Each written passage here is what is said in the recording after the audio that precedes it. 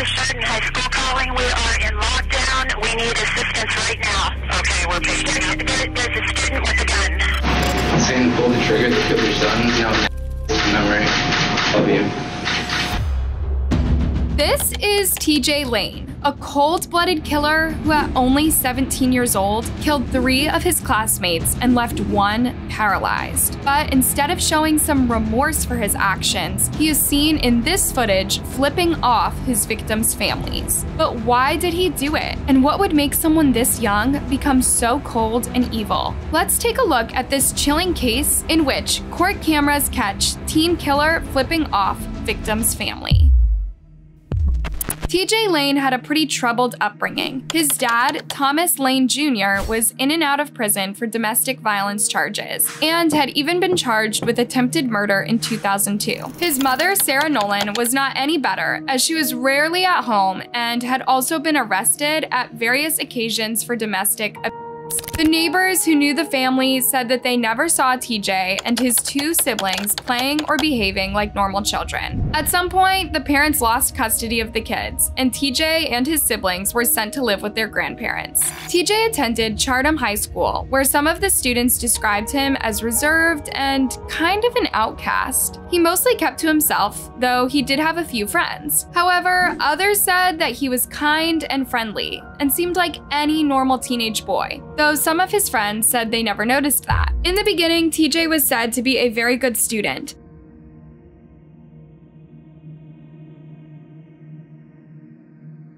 He was a good student in school, and he just like turned goth, and like his grades started dropping.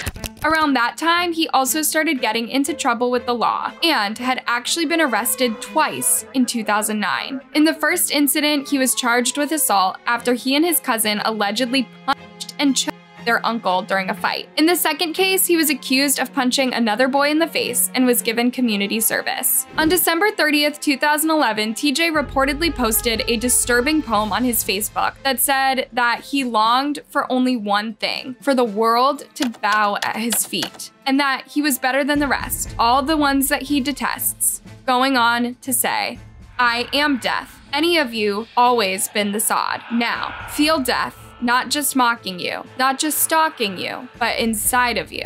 Wriggle and writhe. Feel smaller beneath my might. Seizure in the pestilence." But at some point, his grades started dropping and he was transferred to a nearby alternative school called Lake Academy. And while it may have raised a few eyebrows, no one could really have predicted the horror that was about to happen. The morning of February 27th, 2012 started like any other day for the students at Chardon High School. Many of the students would normally hang out in the cafeteria before classes. Some were getting breakfast while others were waiting for the bus to take them to their morning classes in the nearby Lake Academy or Auburn Career Center, a vocational school offering computers and other classes. Things were going well until around 7:30 a.m. when the nightmare began. Without any warning, a boy stood up in the cafeteria armed with a .22 caliber handgun and opened fire. We get on the PA system. Hi, Chardon High School. We had fired gun shot. Multiple guns. You know where? I went over by the gym. 911, what is your emergency? This is Chardon High School calling. We are in lockdown. We need assistance right now. Okay, we're picking up. There's a student with a gun. 911, what's your emergency? It's Principal Chardon again. Yeah, go ahead. Hey, the alleged shooter ran out the back door down the easement towards the tennis courts past the pool. Okay, do you have any description of clothing? We have white t-shirt, shaggy dark hair, tall, skinny. The rampage lasted for about 47 seconds, and within that time, 6 students had been shot. Witnesses said that the shooter, who was identified as TJ Lane, seemed to be targeting a group of boys who were seated at one table. He shot 5 of them before leaving the cafeteria and shot a girl that he came across. The school football coach named Frank Hall managed to stop any further damage by chasing the shooter out of the building, where the police came and arrested him. When it was over, at least 1 student was dead, 4 others wounded. Nate Mueller was in the cafeteria eating breakfast with friends when the carnage started. He saw the alleged shooter, who he identified as 17-year-old junior TJ Lane, sitting by himself at a table behind them. We heard a loud pop, like a firecracker almost. Yeah. And I turned around and I looked, and he was standing above his table, pointing his gun, and he took one more shot. He saw one friend fall on the table and another lying on the floor in a pool of blood. A third was trying to crawl away as another shot rang out and grazed Nate's ear.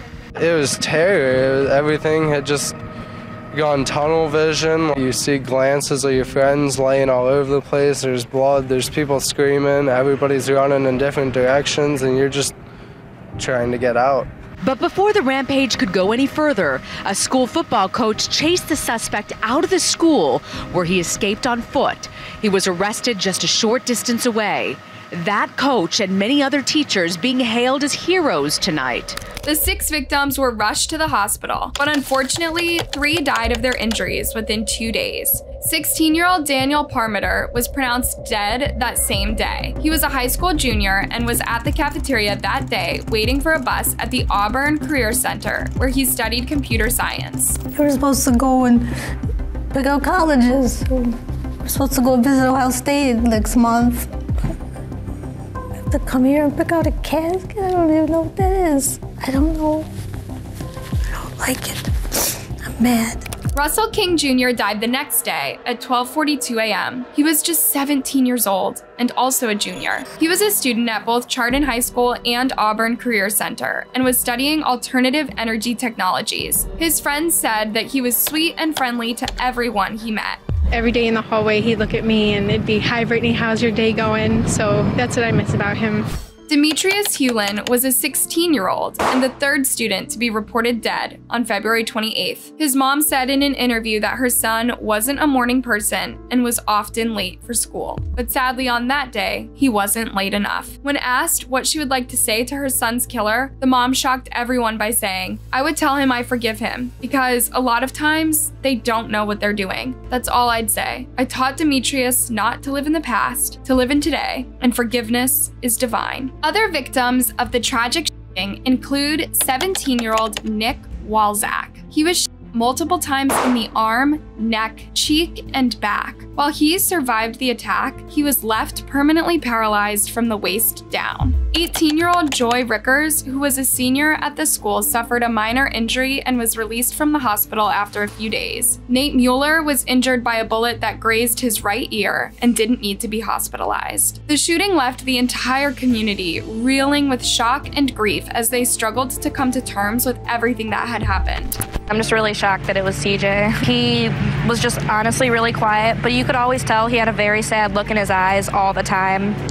He usually just kept to himself. I just want to say that I'm sorry to the families, to the victims. I wish I could have done more. Several vigils were held in honor of the victims and were attended by thousands of people who showed up wearing red, which is one of Chardon High School's school colors, to show their support.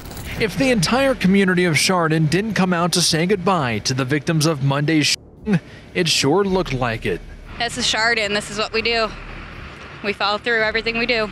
You just still feel like you're all, part of it. You're all in this together. Thousands packed inside St. Mary's Church, and when room quickly ran out inside, thousands more gathered on the front lawn to watch the prayer service on a screen. May I ask that we have a moment of silence? The speakers included the district superintendent, Joseph Burgent, as well as Andy Fenchick, the principal of Chardon High School, who had this message for students. I'm very proud of you. I'm proud of the way you conducted yourselves and the way you've acted since this horrible event. Governor Kasich also spoke to the grief-stricken audience. All Ohioans, from the west to the east, from the north to the south, we all pray for you. Following his arrest, TJ was recorded in a squad car saying, "I shot people." When asked by an officer why he did it, he replied, "I don't know." He was charged with 3 counts of aggravated murder, 2 counts of aggravated attempted murder, and 1 count of felonious assault. It was revealed at the hearing that TJ had admitted to 10 rounds of ammunition during the incident. He also told the police that he didn't know the victims and that they were selected randomly. However, a witness who said that he knew the shooter said that TJ and several of the victims used to be friends in middle school, but drifted apart in high school. One of the victims had allegedly been dating TJ's former girlfriend, and he was not happy about that. It was reported that a few days before the shooting, TJ had actually posted on Twitter warning his classmates that he would bring a gun to school, but at the time, no one took him seriously. Police said that the gun used in the massacre was bought legally by TJ's uncle, and the teen stole it from him. Despite his young age, TJ was tried as an adult and indicted on all 6 charges. He initially pleaded not guilty to the charges by reason of insanity, but later changed his plea to guilty. Relying on a wheelchair, 18-year-old Nick Walczak continues rehabilitation from his own gun wounds a year ago. When TJ Lane entered the courtroom, Lane never glanced in Walczak's direction, appearing expressionless as Judge David Fury accepted Lane's guilty plea. I understand that you're pleading guilty. You want to plead guilty to the 3 aggravated murder charges with the firearm specifications. Yes, Your Honor. Lane's parents were in the courtroom, as well as his aunt and his grandparents. All declined to comment. And Lane was repeatedly asked by the judge if he understood the guilty plea he was entering. Now, do you understand that if a sentence of life without parole is imposed, you will remain in prison until your own death? Yes. Also in the courtroom, the parents of 16-year-old Daniel Parmatour and 16-year-old Demetrius Yulin, both shot to death by Lane. Defense attorney Ian Friedman said it was Lane's decision alone to plead guilty. Now, after pleading guilty, you'd expect that TJ would at the very least be showing some remorse for what he did, but you'd be wrong. During his sentencing hearing held in March 2013, TJ actually showed up in court wearing a white t-shirt with the word killer written on it. Investigators said it was the same t-shirt he had worn during spree. But like that's not already bad enough, he kept smirking and smiling while the victims' grieving families poured their hearts out about their loss. I will miss Demetrius, and I have enough memories to last me a lifetime. That child stole my baby's life, and he should never be able to do this to anyone ever again. Daniel Parmatour's mother called him a monster and a weak, pathetic, vile coward who doesn't deserve to be called a human being. I hope you have a cold, rough, unkind, harsh prison life with monsters like yourself. I want you to endure years and years of pain, and which is, in my opinion, not harsh enough. If I had my choice, you would die an extremely slow death. Nick Walczak's mom told him that he was lucky that there were so many police officers in the room because she would have wiped that smirk off his face. I hate you for the pain you have caused, Nick. You chased him down the hall and fired the last bullet that paralyzed him. You're lucky I have to read this because I'd be staring at you the whole time. When he was given a chance to speak, this disgusting monster actually flipped them off and told them the most despicable thing that I don't even want to repeat. The prosecution said that this action was proof that TJ is a disgusting human being and that the rampage was cold, calculated, and a premeditated killing. The judge said that TJ's actions in court showed that he simply did everything for attention and wanted to make the front page news. In the end, TJ was given 3 life sentences for each life that he took that day. He was taken to Allen Correctional Institution in Lima, Ohio to serve his sentence. But just when everyone thought they'd heard the last of him, this happened. Breaking news, TJ Lane, the Chardon High School shooter, on the loose right now. He escaped this evening from a prison in Western Ohio. Here's what we know right now. TJ Lane and another prisoner, 45-year-old Clifford Opperud, escaped from the prison tonight around 7:40. Apparently, after being convicted, TJ never learned his lesson. He actually proved to be as much trouble in prison as he was outside. Reports from the institution revealed that he'd been disciplined at least 7 times for behavioral issues such as peeing on walls, and refusing to perform assigned prison tasks. Then on September 11th, 2014, at around 7:38 p.m., TJ and 2 other inmates used a makeshift ladder to scale a fence and escape from prison during recreational hours. This footage shows them running into the wooded area near the prison before the guards came after them. The news of TJ's escape caused panic in the area, and especially with his victims' families who were afraid that he would come after them. Luckily, he and the other inmates were recaptured within 24 hours and transferred to Ohio State Penitentiary, which is a supermax prison in Youngstown, Ohio. While there, TJ was restricted to his cell for 23 hours a day with just 1 hour of recreation. What do you think was TJ's motive for the shooting? Let me know in the comment section, and don't forget to give this video a thumbs up and subscribe for more.